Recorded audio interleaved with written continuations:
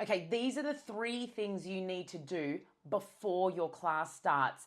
Now, just a little disclaimer, I'm going to explain these three things in the context of you're a group trainer and you're stepping in to coach a class that's already been set up. So you're not actually making up the workout. But it can also apply to a workout you've created yourself. Now, the first thing you need to do is to go around and check all the exercises, right? Bit of a no-brainer. But you're not only checking the exercises to identify what they are, you want to identify the exercises where you think people might have trouble with. So, for example, the circuit might have a squat, a push-up, a single arm dumbbell snatch. Now, you know, out of those three exercises, probably the dumbbell snatch is going to need a little more coaching than the squat or the push-up.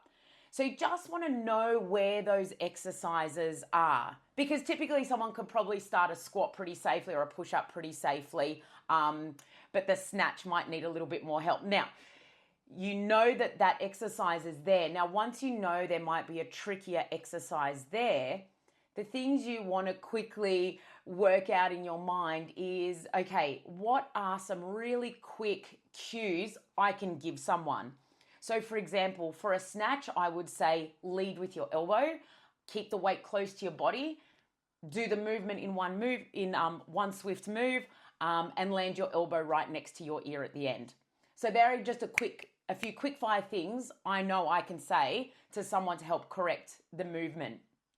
The other thing I want to identify about the more tricky movements is there a regression I can give? So if someone's really not getting it, and you know, you don't have a lot of time in a group class to spend all that time with them. So if they're really not getting the move, what is a quick regression you can give them? Now, quick word on regressions.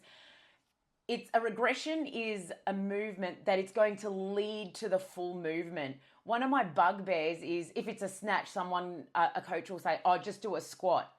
Like, that's not going to lead them to do a snatch, and also won't make them feel very successful. So for example, an upright row might be a great regression for the snatch. You might even like to identify some progression you could give somebody for a movement. So for a single arm snatch, I might like to quickly teach them how to swap the dumbbell in their hands mid-air. By the way, my number one tip for that, never do the exchange of hands above your head. So that's the first thing you need to do. Identify the exercises. Where are the tricky ones? Are there a couple of quick cues I've already got banked up, some regressions and a progression? The second thing I would do is just make sure the weights and equipment are appropriate. So for example, if they're going to be on a station for, 1 minute, and it's bicep curls, and there's super heavy weights at that station, you might want to look at giving a bit more of a variety of weights, but not too many. Like, it's a really fine balance. The last thing you want is to have so many options that half the station is, the member trying to figure out which weight to use. So have a look at the exercise, how long they're spending on it. Is the weight selection and the equipment appropriate for what they are doing? And the third thing I would check is just double check that the spacing is appropriate.